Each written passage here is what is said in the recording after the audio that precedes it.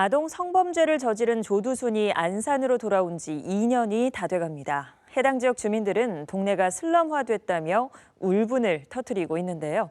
성범죄자 출소 이후 주거 문제에 대한 근본적인 대안이 필요하다는 목소리도 높습니다. 오늘 집중 취재에서는 성범죄자 거주지 논란을 짚어봤습니다. 먼저 이재문 기자의 보도입니다.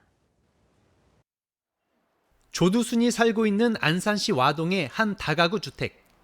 2년간의 임대차 계약이 종료된 28일, 조 씨는 이 집을 떠나지 않았습니다.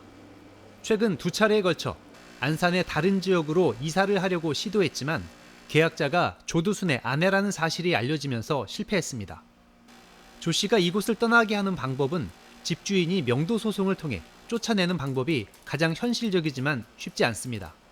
명수소송에서 나가요 할 수 있는 게 아니에요. 판결 받아야 돼요. 판결 받는데 그래도 한 아무리 빨라도 5개월 6개월 되겠네. 조두순이 떠나게 될 것을 기대했던 주민들은 한숨을 쉬고 있습니다.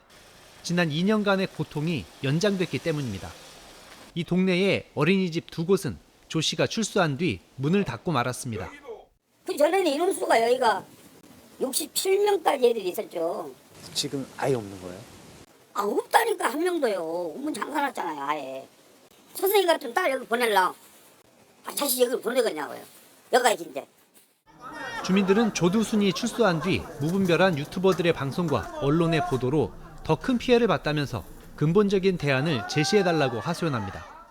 그동안 유튜브를 포함한 언론 가가지고 촬영해 가서 보도는 많이 했기 때문에 더 커져버리고 그게 보도가 전문가 아니라 대안을 갖는 보도를 해주라는 거야. 대안을 갖는 보도. 그러면서 자신들이 겪고 있는 고통을 다른 지역 주민들도 받게 될까 봐 걱정하고 있습니다. 11월 달에 이사한다고 그래서 한편으로는 좋지만 또 한편은 그 동네가 또 슬럼화가 될 텐데 이것도 또 다른 문제가 또 나오는데 어차피 여기가 슬럼화 된 데서는 그 아픔은 우리 운명이라니 하고 생각을 했지만 또 다른 데가 또 피해가 나오면 이거 어떻게 하나 아이고 이거 또 이제 그가 난리나 주민들이 이거 어떻게 해야 되나. 아동 성범죄자 조두순이 범죄를 저지른 안산으로 돌아온 지 2년. 주민들의 피해는 계속되고 있습니다. BTV 뉴스 이재문입니다. 네, 이렇게 안산이 조두순 때문에 난리라면 화성시는 연쇄 성폭행범 박병화로 인해 초토화됐습니다. 젊은 여성을 10명이나 성폭행한 범죄자가 혼자 사는 여대생들이 많은 대학가 원룸촌으로 이사했기 때문인데요. 반복되고 있는 강력 성범죄자들의 거주지 문제, 해결 방안은 없는 걸까요? 이어서 이재호 기자가 취재했습니다. 연쇄 성폭행범 박병화가 거주하고 있는 화성시 봉담읍 대학가 원룸촌. 지난달 31일 박병화가 이사 온 날부터 동네는 그야말로 초토화가 됐습니다. 졸지에 강력 성범죄자의 이웃이 돼버린 주민들은 박병화의 퇴거를 촉구하며 매일 집회에 나서고 있고 주변 원룸에 살고 있는 대학생들은 앞다퉈 마을을 떠날 준비를 하고 있습니다. 박병화 있는데 저 좁은 쪽에 있는 학생들 다 방 나가려고 그러고 걸로는 아예 알아보시잖아요 이 학생들은. 게다가 안산의 조두순도 이사를 준비하고 있다는 소식에 화성시 지역사회는 초비상이 걸렸습니다. 조 씨의 부인이 화성에 와서 임대차 계약을 체결한다면 조두순이 함께 이사 온다는 걸 알 방법이 없기 때문입니다. 이에 공인중개사들은 궁여지책을 내놓고 있습니다. 범죄자의 거주 사실을 숨기고 부동산 계약을 체결했다면 강제 퇴거시킨다는 조항을 계약서에 넣고 있는 겁니다. 어머니가 살지 않고 박병화가 산다 했을 때 확인되면 즉시 계약 해지하고 손해배상이 있으면 손해배상 물고 퇴거하는 걸로 지금 그런 식으로 되고 있거든요. 하지만 이것만으로 문제를 해결하기는 역부족이라는 지적입니다. 지역에선 강력 성범죄자의 거주지 문제를 해당 지역사회가 온전히 감당하고 있다며 국가가 해결 방안 마련에 적극 나서야 한다는 의견이 나오고 있습니다. 이거 어떻게 뭐 관리할 생각은 있겠어요? 이거 따로 어디 건물을 나라에서 관리하는 건물들은 그렇게 한다거나 아니면 LH에서 관리하는 건물에 입주를 시킨다거나. 지자체들도 제도 개선을 촉구하고 있습니다.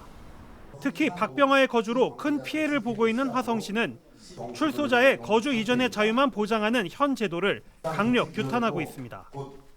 실제로 법무부는 지역사회의 반대를 감안해 박병화가 입주한 후에야 화성시의 거주 사실을 알려 논란을 불러일으키고 있습니다. 법무부에서 사전 협의 없이 이제 오다 보니까 지금 있는 곳이 그 학교나 주거 밀집 지역으로서 애들하고 학생들이 많이 다니는 곳입니다. 그래서 사전에 저희한테 협의를 했다고 하면은 좀 더 다른 방법으로 좀 방안이 있지 않았을까 생각이 들고요. 국회에선 강력 성범죄자의 거주지를 제한할 수 있도록 법 개정이 논의되고 있습니다. 재범 위험이 높은 연쇄 성폭행범 등은 적어도 학교 주변이나 주거 밀집 지역엔 살 수 없게 한다는 겁니다. 연쇄적으로 성폭행을 한 자, 그리고 또 10년 이상의 실형을 받은 중한 성폭행범의 경우에는 거주 제한을 할 수 있는 그런 그 근거를 만드는 법적 근거가 필요하다고 생각하고요. 전문가들은 거주지 제한도 한계가 있을 것으로 보고 있습니다. 특히 수도권엔 2천만이 넘는 인구가 살고 있다며 학교 주변이나 주거 밀집 지역이 아닌 곳을 찾기가 사실상 불가능하다고 설명했습니다. 이에 대한 대안으론 보호 수용 제도의 도입을 내놨습니다.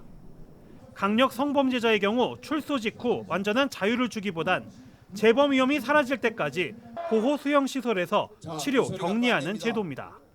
성범죄 충동이 매우 높은 사람들에 한해서는 적어도 치료를 할 수 있는 새로운 제도, 보호 수용 제도, 그 사람들이 출소 후에 일정 시설 내에서 제대로 된 치료를 받을 수 있는 환경을 만들어내는 것이 필요하지 않느냐라고 저는 생각하는 거죠. 내년엔 더 많은 수의 강력 성범죄자들이 출소할 예정이라고 합니다. 그렇다면 성범죄자들의 거주지 문제는 전국적으로 확산될 텐데요. 반복되고 있는 강력 성범죄자들의 거주지 논란, 대책 마련을 더 이상 미뤄선 안 되겠습니다. BTV 뉴스 이시호입니다.